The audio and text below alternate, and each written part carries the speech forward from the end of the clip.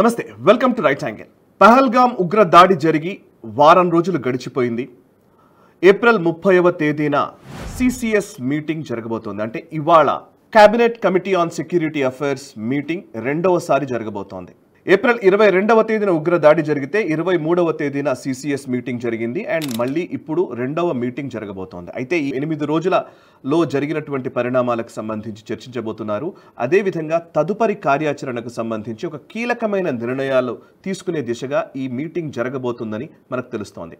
ఇందులో హోంమంత్రి అమిత్ షా, రక్షణ శాఖ మంత్రి రాజ్నాథ్ సింగ్, అదేవిధంగా విదేశీ వ్యవహారాల శాఖ మంత్రి ఎస్ జయశంకర్, మరొక వైపు ఆర్థిక శాఖ మంత్రి నిర్మలా సీతారామన్, వీళ్లతో పాటు పొలిటికల్ ఎస్టాబ్లిష్మెంట్, పొలిటికల్ లీడర్లతో పాటు అండ్ గవర్నమెంట్ నడుపుతున్నటువంటి కీలక శాఖలకు సంబంధించినటువంటి నాయకులతో పాటు అటు CDS chief of defence staff, అదేవిధంగా ఎన్ఎస్ఏ అజిత్ దోవల్, మిగతా అధికార గణం కూడా ఇందులో పాల్గొనబోతున్నారు. ఈ సిసిఎస్ మీటింగ్లో ఎటువంటి నిర్ణయం తీసుకుంటారో అనేది ఆసక్తికరంగా కనిపిస్తోంది.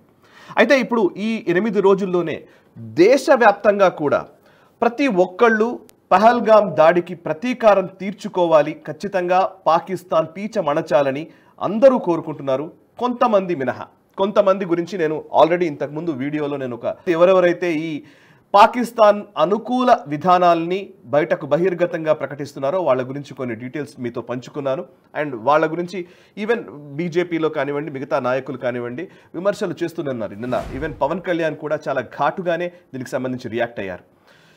సో అది ఒకవైపు నడుస్తూనే ఉంది. ఇంకొక వైపు Congress party official Twitter handle నుంచి ఒక ఇమేజ్ని వాళ్ళు షేర్ చేయడం జరిగింది. అదేంటంటే నరేంద్ర మోదీని లాంటి ఒక వ్యక్తికి పైన తల లేకుండా ఉంచి గాయాబ్ అనే ఒక మాటని వాళ్ళందరూ జోడించారు.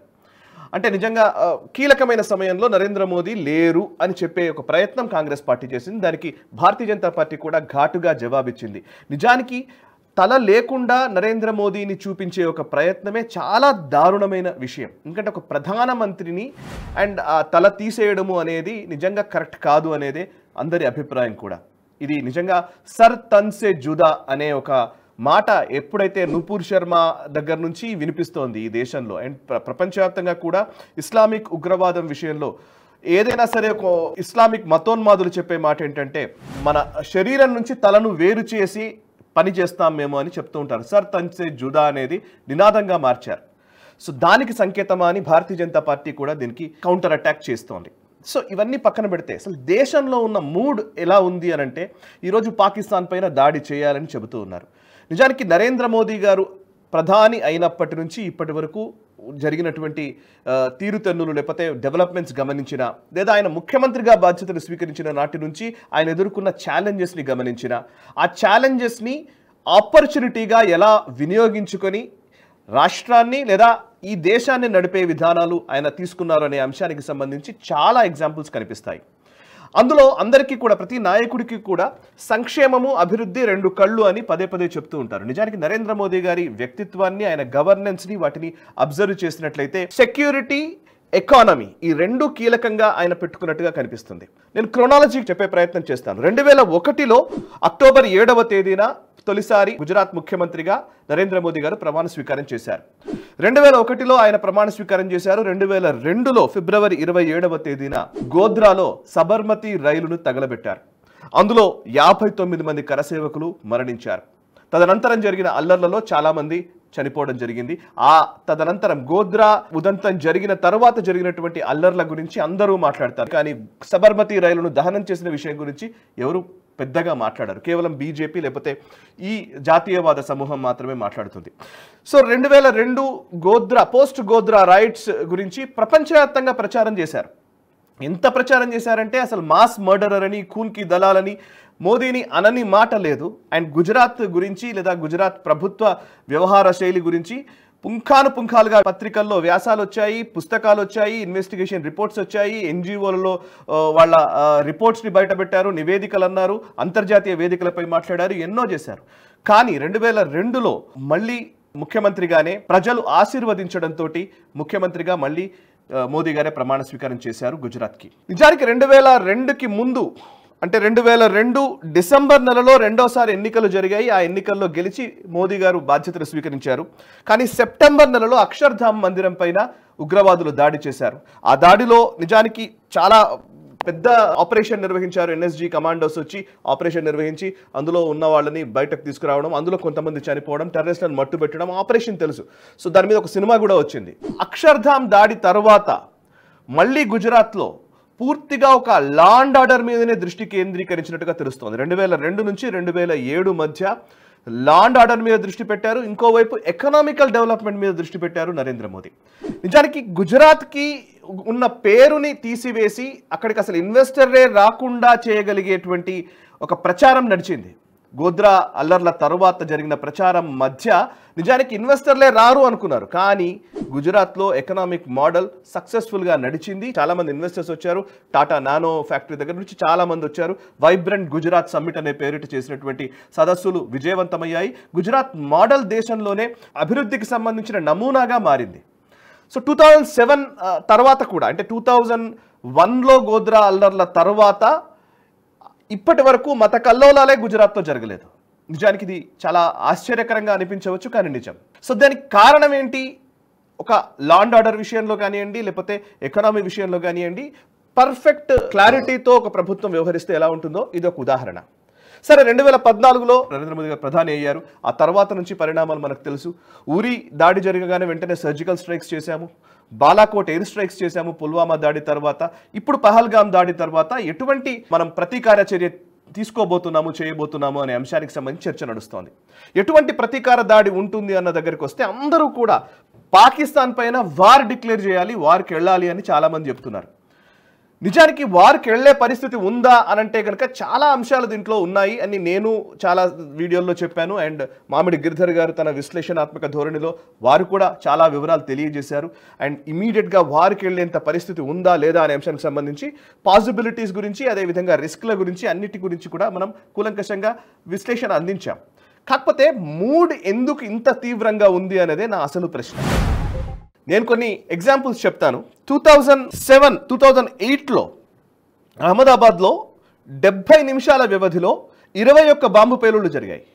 56 మంది చనిపోయారు. ఇది 2008.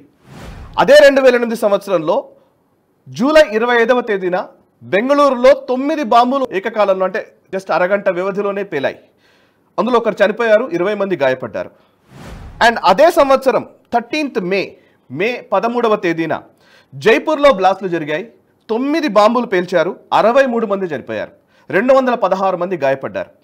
అండ్ 26th నవంబర్ ముంబై దాడుల గురించి మనకు తెలుసు. 26/11 గురించి మనకు అందరికీ తెలుసు. ముంబై దాడుల్లో 170 మందికి పైగా మరణించారు, 300 మందికి పైగా గాయాల పాలయ్యారు. అండ్ 2007లో లుంబిని పార్క్ గోకుల్ చాట్, మన హైదరాబాద్లోనే మనకు గుర్తు. లుంబిని పార్క్ గోకుల్ చాట్లో జరిగిన పేలుళ్లలో 42 మంది చనిపోయారు, 68 మందికి పైగా గాయాలయ్యాయి. అండ్ 2010లో పూణే జర్మన్ బేకరీ బ్లాస్ట్ జరిగింది. అందులో 18 మంది చనిపోయారు, 60 మంది గాయపడ్డారు. దిల్సుఖ్ నగర్ బాంబు పేలుళ్లు 2013లో జరిగాయి, ఫిబ్రవరిలో. 18 మంది చనిపోయారు, 119 మంది గాయపడ్డారు. నిజానికి నెంబర్ చూస్తుంటే అహ్మదాబాద్లో 56 మంది చనిపోయారు, బెంగళూరులో 1 చనిపోయారు, జైపూర్లో 63 మంది చనిపోయారు, ముంబై దాడులో 170 మంది చనిపోయారు, దిల్సుఖ్ నగర్లో 18 మంది, అండ్ గోకుల్ చాట్ లుంబిని పార్క్ 42 మంది, అండ్ ఈవెన్ పూణేలో 18 మంది. ఇట్లా నెంబర్లు చెప్పుకుంటే ఇవి కేవలం కొన్ని నెంబర్లు. ఇంకా చాలా ప్లేసుల్లో అటాక్స్ జరిగాయి.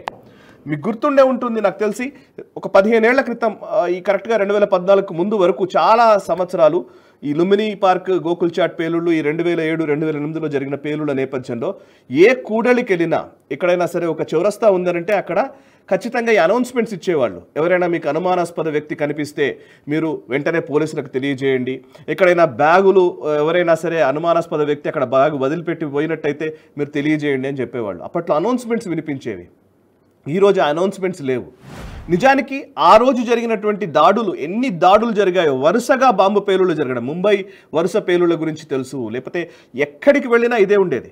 ఇక్కడ దేశంలో ఉన్న పరిస్థితి ఇది. హైదరాబాద్, జైపూర్, అహ్మదాబాద్, ముంబై లేదా చెన్నై, మెయిన్ సిటీస్లో జరిగినటువంటి, బెంగళూరు, ఇట్లాంటి సిటీస్లో జరిగినటువంటి పేలుళ్ళ గురించి నేను మాట్లాడుతున్నాను. కానీ ఇవాళ పహల్గామ్లో జరిగిన దాడి గురించి మనము ఇంత సీరియస్గా మాట్లాడుతున్నాం.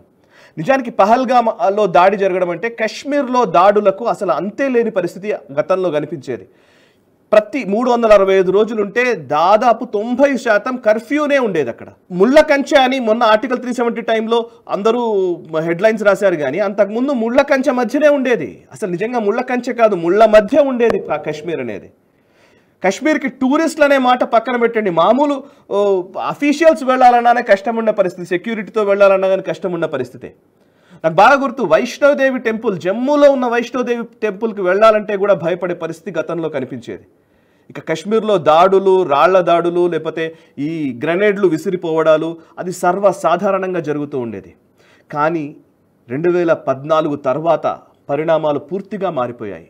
ఒక టానిక్ షిఫ్ట్ అంటారు, చాలా పూర్తిగా మారిపోయి ఈ రోజున్న పరిస్థితిలో ఈరోజు టూరిస్టుల సంఖ్య విపరీతంగా పెరిగింది. నేను నెంబర్ చెప్తాను. 2015లో 1.33 crores టూరిస్టులు వెళ్ళారంట. నిజానికి యూపీఏ టైంలో 10 లక్షలు, 20 లక్షలు, 30 లక్షలు అనేదే ఎక్కువ నెంబర్ యూపీఏ టైంలో. బట్ 2015లో 1.33 crores టూరిస్టులు అక్కడికి వెళ్ళారు. 1.33 కోట్ల మంది పర్యాటకులు. 2016లో 1.27, 2017లో 1.45, 2018 1.69, 2019 1.62, ఇట్లా లెక్కేస్తూ పోతే ఒక 2020 సంవత్సరంలో కోవిడ్ నేపథ్యంలో 0.35 కోట్ల మంది, అంటే 35 లక్షల మంది మాత్రమే పర్యాటకులు కాశ్మీర్కి వెళ్ళారు.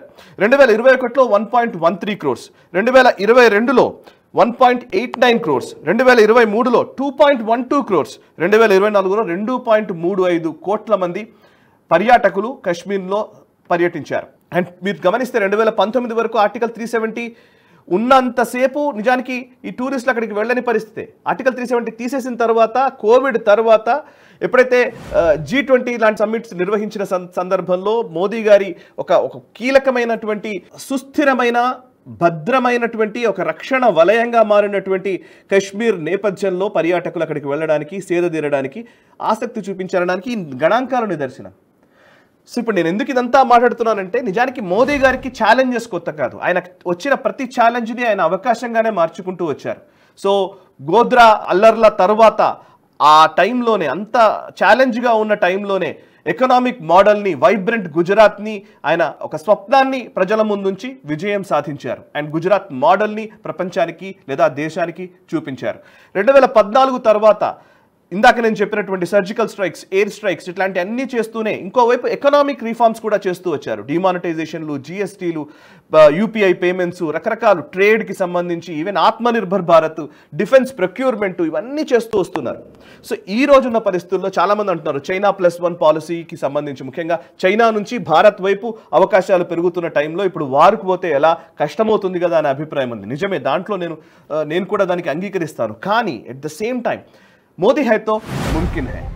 ఆయన నిజంగా ఎంత రిస్క్ అని అనుకున్న సందర్భాలని కూడా ఆయన అవకాశంగా మార్చిన దాఖలాలు అనేకమున్నాయి.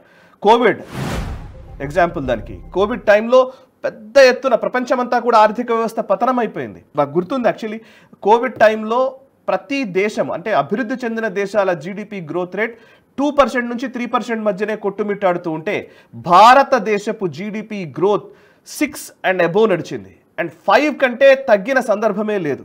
సో 5 and above గ్రోత్ రేట్తో జీడిపి నిలిచింది కోవిడ్ లాంటి విపత్కర పరిస్థితుల్లో కూడా.